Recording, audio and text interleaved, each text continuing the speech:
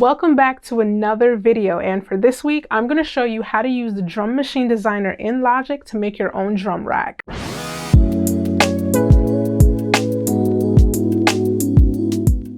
So as per usual, we are going to hop right into it. We're not going to waste any time. Now, usually if you're going to make your own drum rack, you can use a sample pack, but this time I decided to sample some sounds and kind of have some fun with it and show you what you can do in the Drum Machine Designer. For the samples I recorded, I used a Tascam DR05. Now, it's not necessarily a field recorder, but I got to make do with what I have. And these were some of the sounds that I captured right here in my studio.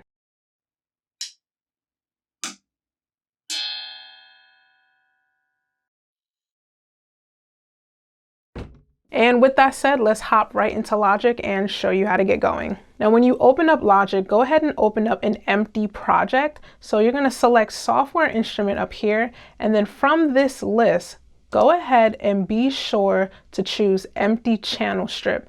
Now, I've said this before in other videos, Drum Machine Designer is not on this list and Drum Kit Designer is not the same thing. So Empty Channel Strip, Create. Now, if you go over here in this information bar right here for your instrument channel, this instrument list actually has Drum Machine Designer right here at the bottom. So this is the Drum Machine Designer right here. And as you can see, all of the pads are empty and the pads are already mapped to my controller right here.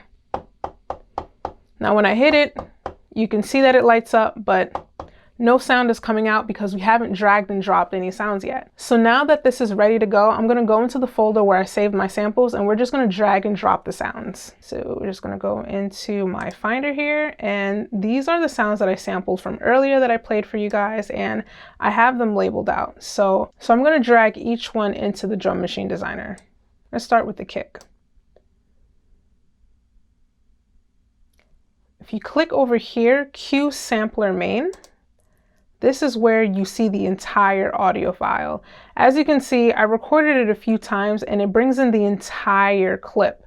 So let's go ahead and do the rest of these. Let's get into editing these clips. So from this window here, this Cue Sampler Main, it loads in the entire audio clip, like I said before. And what you can do is use these arrows down here to go ahead and drag the starting point of the clip. And this arrow right here drags the end point. And these little notches up here is to help fade out the clip so it's not like a harsh ending. So what I'm going to do is I'm going to drag this all the way right up until that first sound there, and I'm going to hit this and see what it sounds like. That's not too bad. And as you can see, it keeps going because my end point is all the way over here. Now I just want to hear what this sounds like, and I'm going to strike the pad. I think I might use this one instead. My pads are actually really super sensitive, which is why I like double tapped. So let's go ahead and edit this, bring it down here. Now I'm going to click this zoom here to make the WAV file bigger, and we're going to zoom right in. So we're going to go ahead and edit that. We're going to get right up until like the highest point of the transient right here. And let's see what that sounds like.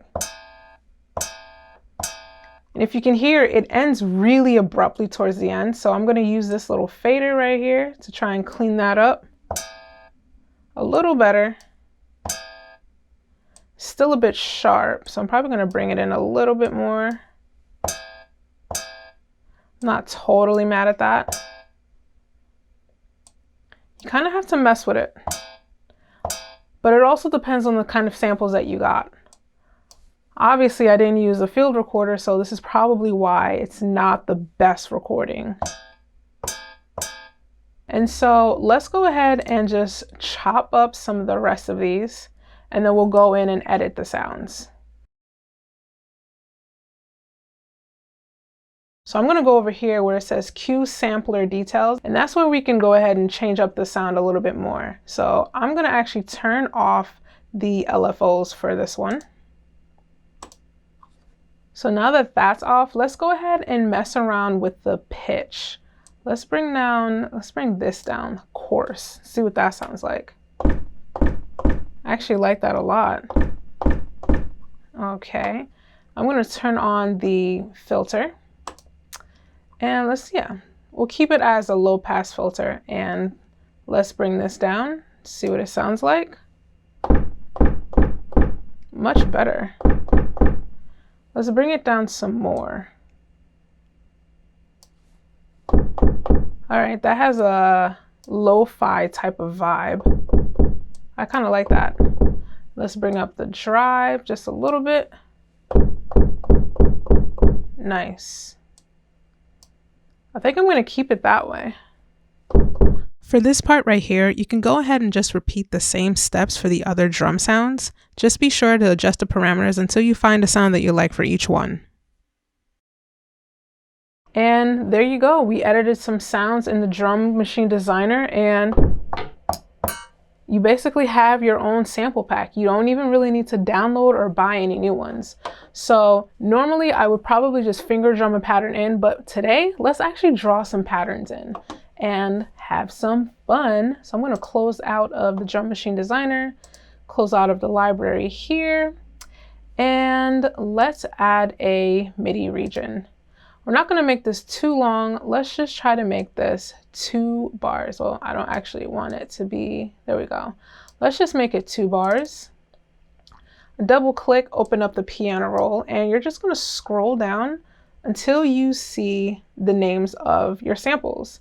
And let's just draw some things in. I'm going to bring the tempo down to about 110, a little bit of energy, but not too much. And let's just start drawing some things in.